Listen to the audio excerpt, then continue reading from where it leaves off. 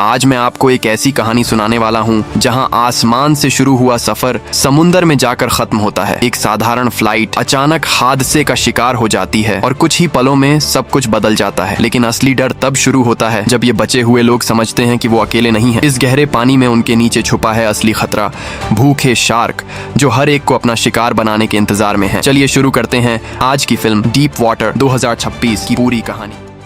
Los Angeles के एक बार में पायलट रिच अपनी रिटायरमेंट से पहले आखिरी उड़ान का जश्न मनाते हुए कराओके गा रहा होता है। दूसरी तरफ होटल में फर्स्ट ऑफिसर बेन को उसकी पत्नी का फोन आता है। वह नाराज होती है क्योंकि बेन वादा करने के बाद भी घर नहीं आ रहा। बेन बताता है कि उसकी फ्लाइट का शेड्यूल बदल गया है। उसकी पत्नी उसे याद दिलाती है कि उनका बेटा बीमार है और बेन काफी समय से घर पर नहीं है। धीरे धीरे पता चलता है कि बेन जानबूझकर ऐसी फ्लाइट्स ले रहा है ताकि उसे घर ना जाना पड़े। अगली सुबह एयरपोर्ट पर डैन को स्मोकिंग के लिए डांटा जाता है, लेकिन जैसे ही स्टाफ जाता है वह फिर से सिगरेट जलाता है। उसका टैबलेट लो बैटरी पर होता है तो वह उसे पावर बैंक से जोड़कर सूटकेस में रख देता है। चेक इन के समय उससे पूछा जाता है कि क्या बैग में कोई बैटरी है और वह झूठ बोलकर मना कर देता है। उधर बेन कोरा को सुनता है जो उड़ान से डर रही होती है। उसका पिता डेक्लन उसे समझाने की कोशिश करता है लेकिन वह शांत नहीं होती। बेन भी उसे समझाता है कि उड़ान उतनी खतरनाक नहीं है, लेकिन कोरा मजाक उड़ाकर जवाब देती है। बेन के जाने के बाद कोरा की सौतेली माँ जया अपने बेटे फिन के फोन में एक ट्रैकिंग ऐप सेट करती है और पासवर्ड के रूप में उसका जन्मदिन डालती है। गेट पर ई स्पोर्ट्स प्लेयर लिली गलती से हच से टकरा जाती है जो एक रेसलर है और गेमर्स का मजाक उड़ाता रहता है। हच उसे परेशान करने लगता है लेकिन सैम बीच में आकर उसे बचाता है। इससे पहले की बात बढ़े हच का कोच उसे वहां से ले जाता है। जब सैम और लिली प्लेन में चढ़ने लगते हैं तब डैन लाइन काटकर आगे निकल जाता है। कॉकपिट में बेन रिपोर्ट पढ़ता है कि एक फैन ठीक से काम नहीं कर रहा और वह कहता है कि इसे ठीक होने तक उड़ान नहीं भरनी चाहिए, लेकिन रिच उसे रीसेट करके उड़ान जारी रखने का फैसला करता है। बेन जब और जांच करने की कोशिश करता है तो रिच उसे ज्यादा सोचने के लिए डांट देता है। उड़ान शुरू होने के बाद रिच मजाक में कहता है कि उसे लगा था बेन उसे घूंसा मार देगा। वह बताता है कि इसी रवैये की वजह से उसे एयर फोर्स से निकाल दिया गया था और वह कभी कप्तान नहीं बन पाया, लेकिन अब वह इसे हंसी में उड़ा देता है। कुछ देर बाद प्लेन हल्की टर्बुलेंस से हिलता है लेकिन जल्दी ही सब ठीक हो जाता है। उधर मैट फ्लाइट अटेंडेंट जो को घूरता रहता है लेकिन बेकी मजाक में कहती है कि उसका कोई चांस नहीं है। सैम लिली से कहता है कि उसकी प्लानिंग की वजह से वे लगभग मैच हार गए थे। हालांकि वे जीत गए लेकिन उसे टीम वर्क सीखना होगा। लिली उससे पूछती है कि वह उसका लेटर पढ़ने से क्यों डर रहा है तो सैम कहता है कि वह लैंडिंग के बाद जरूर पढ़ेगा। बाद में सैम अकेले में उस लेटर को देखता है और उसके मन में मिली जुली भावनाएं होती हैं। दूसरी तरफ डेक्लन कोरा से कहता है कि वह अपने नए परिवार के साथ अच्छा व्यवहार करे, लेकिन वह उसे नजरअंदाज कर देती है। जब डेक्लन और जया रोमांटिक होने लगते हैं तो कोरा उन्हें देखकर मजाक उड़ाती है। फिर वे दोनों बाथरूम में चले जाते हैं। इसी बीच फिन का टैबलेट बंद हो जाता है तो वह अपनी माँ को ढूंढने निकलता है। तब कोरा उसे मजाक में कहती है कि वे प्लेन के पीछे वाले हिस्से में पूल में है। फिन सच मानकर उन्हें ढूंढने जाता है लेकिन रास्ता भटक जाता है। मैट ये देखता है और फिन को अपने पास बुलाकर उसे एक गेम दिखाने लगता है ताकि वह शांत रहे। कुछ देर बाद कोरा खुद को अकेला महसूस करती है और बाथरूम के दरवाजे पर दस्तक देती है। इसी बीच कार्गो होल्ड में डैन का पावर बैंक गर्म होने लगता है और उसमें आग लग जाती है। आग जल्दी ही आसपास के बैग्स में फैल जाती है। कॉकपिट में अलार्म बजता है। बेन तुरंत फायर सिस्टम चालू करता है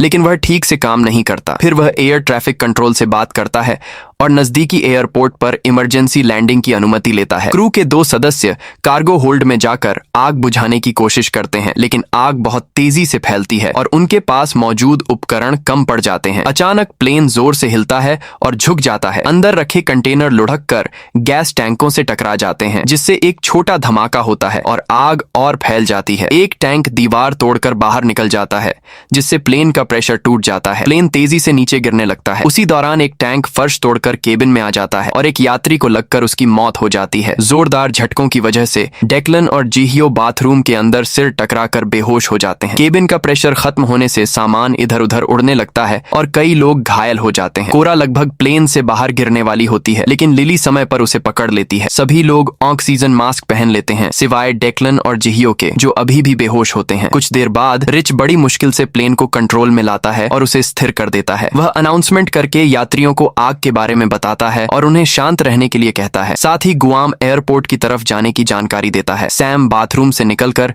लिली के पास जाने की कोशिश करता है लेकिन फ्लाइट अटेंडेंट जो उसे रोककर कहती है कि वह अपनी सीट पर बैठ जाए क्योंकि अभी चलना बहुत खतरनाक है। उधर डैन मौका देखकर बाथरूम में जाकर फिर से स्मोकिंग करने लगता है। कोरा अपने माता पिता को ढूंढने जाना चाहती है लेकिन लिली उसे रोकती है और सीट पर ही रहने को कहती है। अचानक कार्गो होल्ड में एक बड़ा धमाका होता है और एक कंटेनर प्लेन से बाहर निकलकर इंजन से टकरा जाता है, जिससे इंजन में आग लग जाती है। अब हालात और भी खराब हो जाते हैं और प्लेन में घबराहट फैल जाती है। इस बीच जो डैन को पकड़कर वापस उसकी सीट पर भेज देती है। कुछ ही देर में जलता हुआ इंजन फट जाता है और केबिन की दीवार में बड़ा छेद कर देता है। कई यात्री अपनी सीट से उछलकर बाहर की तरफ खिंच जाते हैं। कॉकपिट में बेन देखता है कि आधे से ज्यादा सिस्टम काम करना बंद कर चुके हैं। वह फिर से एयर ट्रैफिक कंट्रोल से संपर्क करता है, लेकिन आसपास कोई भी एयरपोर्ट नहीं मिलता। उधर यात्री खुद को संभालने की कोशिश कर रहे होते हैं। कोरा अपने पिता को ढूंढने के लिए भागती है, लेकिन फ्लाइट अटेंडेंट पेनी उसे पकड़कर रोक लेती है। दूसरा इंजन भी धीरे धीरे आग पकड़ लेता है और कुछ ही देर में बिजली भी चली जाती है। कॉकपिट में लगभग सभी उपकरण बंद हो जाते हैं। पायलट इमरजेंसी के लिए रैम एयर टरबाइन चालू करते हैं, जो थोड़ा बहुत बैकअप पावर देता है, लेकिन यह पर्याप्त नहीं होता। इसलिए वे वजन कम करने के लिए सारा ईंधन बाहर निकाल देते हैं। अब रिच यात्रियों से कहता है कि सभी इंपैक्ट के लिए तैयार हो जाएं। प्लेन तेजी से नीचे गिर रहा होता है और अंदर लोग रोने और प्रार्थना करने लगते हैं। बेन और रिच इस बात पर बहस करते हैं कि प्लेन को कैसे उतारा जाए। आखिर में रिच अपने अनुभव के आधार पर फैसला लेता है और पूरा ध्यान कंट्रोल बनाए रखने पर लगाता है। उसकी कोशिशों की वजह से प्लेन पानी पर सफलतापूर्वक उतर जाता है, लेकिन रफ्तार ज्यादा होने के कारण वह आगे फिसलता रहता है और एक प्रवाल चट्टान से टकरा जाता है। टक्कर इतनी जोरदार होती है कि प्लेन कई टुकड़ों में टूट जाता है। कई लोग मलबे से घायल हो जाते हैं या मारे जाते हैं। तभी एक बड़ी लहर केबिन में घुस जाती है और हालात और खराब हो जाते हैं। कुछ ही सेकंड में समुद्र में मलबा, आग और लोगों के शरीर तैरने लगते हैं। जो लोग बच जाते हैं वे मदद के लिए चिल्लाते रहते हैं। लिली तैरते तैरते एक टूटे हुए हिस्से को पकड़ लेती है। तभी अचानक एक शार्क उसके पैर को पकड़ लेती है और उसे पानी में खींचने लगती है। लिली पूरी ताकत से लड़ती है और किसी तरह खुद को छुड़ाकर एक बड़े टुकड़े पर चढ़ जाती है। अपने पैर पर लगे घाव को देखकर वह डर जाती है। उधर कॉकपिट में बेन रिच को जगाने की कोशिश करता है और कहता है कि अगर वह चट्टान से नहीं टकराते तो वे बच सकते थे। इसी दौरान कॉकपिट की खिड़कियां टूटने लगती हैं। पेनी कोरा को वहीं रुकने को कहती है और बेन रिच को उसकी सीट से छुड़ाने के लिए उसकी मदद करने जाता है। जब बेन और पेनी रिच को खींचने की कोशिश करते हैं तो रिच दर्द से चिल्लाते हुए होश में आता है। उसका पैर धातु के टुकड़े में फंसा होता है। बेन इमरजेंसी कुल्हाड़ी से उसे निकालने की कोशिश करता है, लेकिन सफल नहीं होता और देखता है कि रिच बहुत खून खो चुका है। रिच समझ जाता है कि अब वह बच नहीं पाएगा। वह बेन और पेनी से आखिरी बार भावुक तरीके से अलविदा कहता है और उन्हें जाने के लिए कहता है। दरवाजा बंद होने के बाद रिच अपने परिवार की फोटो देखता है और अपना पसंदीदा गाना गाने लगता है। तभी खिड़कियां टूट जाती हैं और पानी अंदर आकर उसे बहा ले जाता है। उधर बेन और पेनी एक घायल फ्लाइट अटेंडेंट को ढूंढते हैं और उसे सीट से आजाद करते हैं। बेन उसे अपनी टाई से बांध देता है ताकि वह सुरक्षित रहे और पेनी से कहता है कि उन्हें बाकी बचे लोगों को ढूंढना होगा। बाथरूम में जिहियो होश में आती है और डेक्लन को भी जगाती है। घबराकर वह दरवाजा खोल देता है और पानी तेजी से अंदर भरने लगता है। विमान का पिछला हिस्सा धीरे धीरे पानी में डूब रहा होता है। मैट मदद के लिए चिल्लाता है और जो उसे एक टॉर्च देती है। मैट फिन को सीट बेल्ट से छुड़ाता है, जबकि जो नीचे जाने की कोशिश करती है। रास्ते में लाशें देखकर वह डर जाती है और कई बार फिसलती है, लेकिन आखिर में नीचे पहुंच जाती है। मैट और जो देखते हैं कि बेकी बेहोश है, इसलिए वे उसे जगाने की कोशिश करते हैं और वह होश में आ जाती है। अब पानी तेजी से बढ़ रहा होता है, इसलिए सबको ऊपर चढ़ना पड़ता है। जब वे ऊपर पहुंचते हैं तो मैट दरवाजा खोलने वाला होता है, लेकिन जो उसे रोकती है और समझाती है कि वे अभी एक एयर पॉकेट में हैं। अगर दरवाजा खोला तो यह हिस्सा तुरंत डूब जाएगा। जो मैट के हाथ पर पट्टी बांधती है और फिन घबराने लगता है। तब बेकी उससे उसके परिवार की बातें करके उसे शांत करने की कोशिश करती है। इसी दौरान प्लेन हिलता है, जिससे फिन फिर से डर जाता है। कॉकपिट में बेन सोचता है कि अगर उन्हें इमरजेंसी लोकेटर ट्रांसमीटर मिल जाए जो प्लेन के बीच वाले हिस्से में है तो मदद मिल सकती है। पेनी बताती है कि वह अच्छी तैराक है और खुद उसे ढूंढने जाने का फैसला करती है। कुछ मिनट बाद कोरा पानी में एक शार्क देखती है और डरकर बेन को बताती है। वे दोनों पेनी को चेतावनी देने की कोशिश करते हैं, लेकिन वह बहुत दूर होती है। बेन एक लाइफ राफ्ट खोलता है और कोरा को लाइफ जैकेट देकर खुद पेनी के पीछे जाता है, लेकिन तब तक देर हो चुकी होती है। शार्क पेनी के पैर को काट लेती है और उसे पानी में खींचने लगती है। पेनी बाहर आने की कोशिश करती है, लेकिन शार्क बार बार हमला करती है। बेन उसे बचाने की कोशिश करता है, लेकिन शार्क उसे बुरी तरह घायल कर देती है और आखिर में उसे मार देती है। शार्क फिर राफ्ट पर भी हमला करने की कोशिश करती है, लेकिन बेन उसे चप्पू से मारकर भगा देता है। इधर प्लेन के बीच वाले हिस्से में ज्यादातर सीटों पर शव पड़े होते हैं। सैम लिली को ढूंढता है, लेकिन उसे उसकी सीट पर खून मिलता है। बचे हुए लोग एक जगह इकट्ठा होते हैं और स्थिति समझने की कोशिश करते हैं, लेकिन वजन बढ़ने से प्लेन का हिस्सा हिलने लगता है। एक महिला पानी में गिर जाती है, लेकिन जिम उसे जल्दी से बचा लेता है। सैम सबको समझाता है कि उन्हें अलग अलग बैठना होगा ताकि वजन बराबर रहे। हज पहले विरोध करता है, लेकिन उसके कोच कोच और साथी सैम का साथ देते हैं तो वह मान जाता है। जैसे ही लोग अपनी जगह बदलने लगते हैं, उसी समय लिली जिस टुकड़े पर थी वह धीरे धीरे पानी में डूबने लगता है। लिली के पास पानी में कूदकर तैरने के अलावा कोई रास्ता नहीं बचता। वह जैसे ही ऊपर आती है किसी तरह मिड सेक्शन तक पहुंच जाती है और सभी को चौंका देती है। फिर वह तुरंत सैम के पास जाकर उसे गले लगा लेती है, लेकिन तभी खतरा फिर सामने आ जाता है। शार्क पास आ जाती है और अचानक कोच को पकड़कर पानी में घसीट लेती है। वह बचने की कोशिश करता है, लेकिन पानी खून से लाल हो जाता है। ये देखकर टीम का एक और सदस्य उसे बचाने के लिए पानी में कूद जाता है। हच भी जाना चाहता है, लेकिन जिम उसे रोक लेता है। दुर्भाग्य से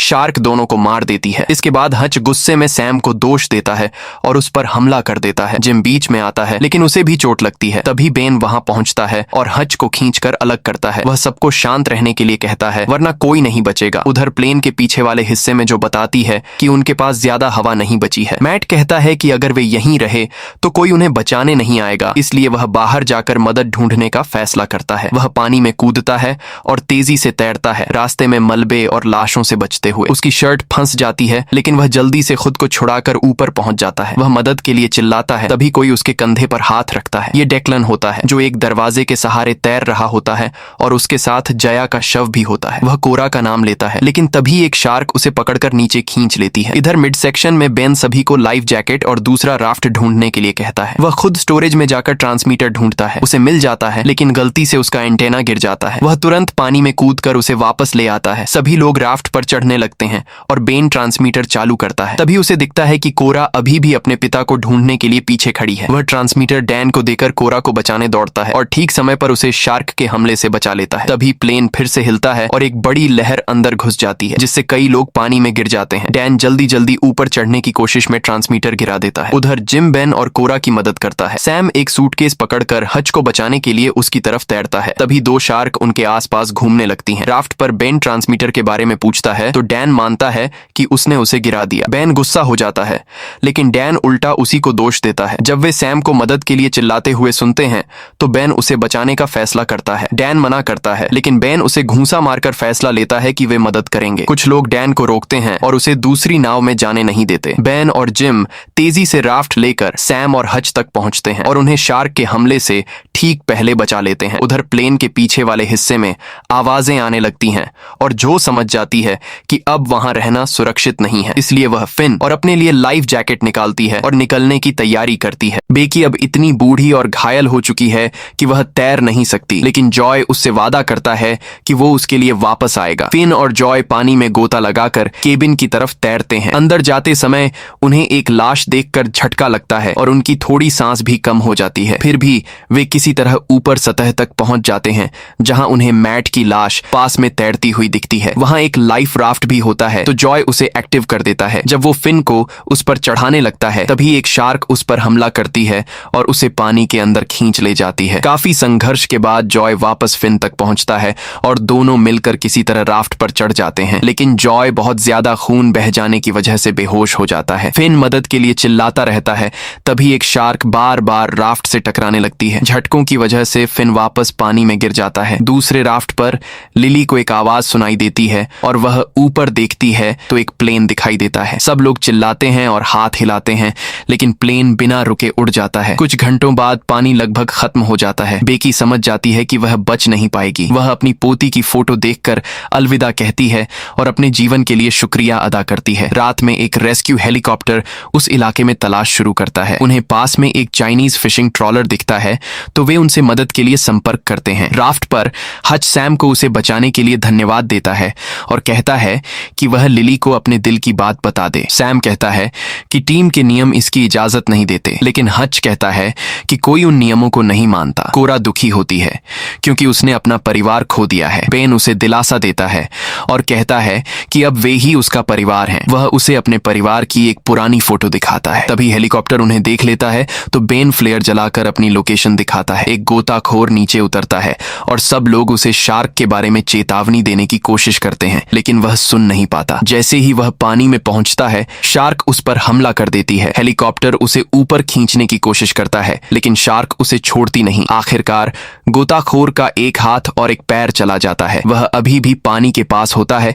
इसलिए शार्क फिर से उस पर झपटती है और उसे नीचे खींच लेती है। इस दौरान रस्सी हेलीकॉप्टर को भी खींचने लगती है। अचानक रस्सी का सिस्टम टूट जाता है और हेलीकॉप्टर समुद्र में गिरकर क्रैश हो जाता है। इस जोरदार टक्कर से राफ्ट हिल जाता है और कई लोग पानी में गिर जाते हैं। जो लोग राफ्ट पर बचे होते हैं वे दूसरों को वापस चढ़ाने की कोशिश करते हैं। डैन एक महिला को पकड़ता है लेकिन खुद बचने के लिए उसे नीचे धकेल देता है और शार्क तुरंत उसे खा जाती है। तभी पास में फिशिंग ट्रॉलर दिखाई देता है तो बेन फिर से फ्लेयर जलाता है, लेकिन ट्रॉलर ज्यादा पास नहीं आ पाता क्योंकि बीच में रीफ होता है, इसलिए बचे हुए लोगों को खुद ही उसकी तरफ जाना पड़ेगा। हेलीकॉप्टर क्रैश के दौरान हुई अफरा तफरी में उनके पैडल खो जाते हैं। तभी बेन को पता चलता है कि कोरा गायब है। सब लोग उसका नाम पुकारते हैं और जिम उसे एक बड़े मलबे पर खड़ा हुआ देखता है जो जल्दी ही डूबने वाला होता है। बेन तुरंत उसकी मदद के लिए पानी में कूद जाता है। वह तेजी से तैरकर कोरा तक पहुंचता है। कोरा कहती है कि वह वहां से नहीं जाना चाहती क्योंकि उसे लगता है कि वह अपने पिता को छोड़ देगी। तब बेन उसे समझाता है कि उसके पिता चाहते थे कि वह बहादुर बने। इसके बाद दोनों वापस पानी में कूदते हैं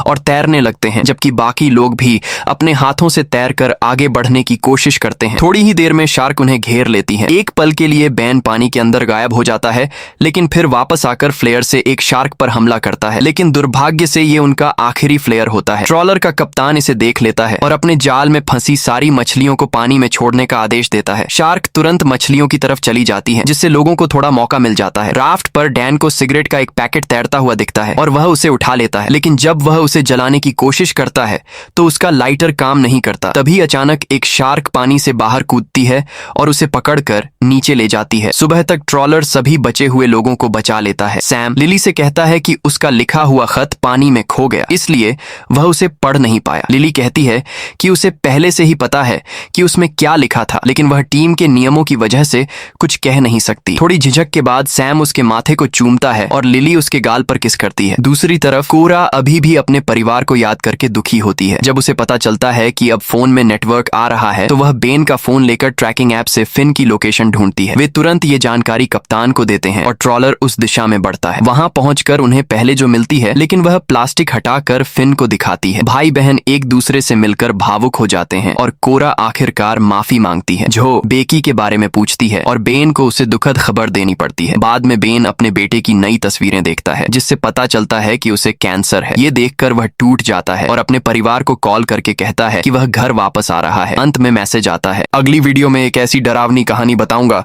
जहां एक शांत सी रात में कुछ अनदेखी परछाइयां सामने आने लगती हैं और देखते ही देखते सब लोग दो बन जाते हैं। तो वीडियो जरूर देखिएगा। चलिए मिलते हैं नेक्स्ट वीडियो में।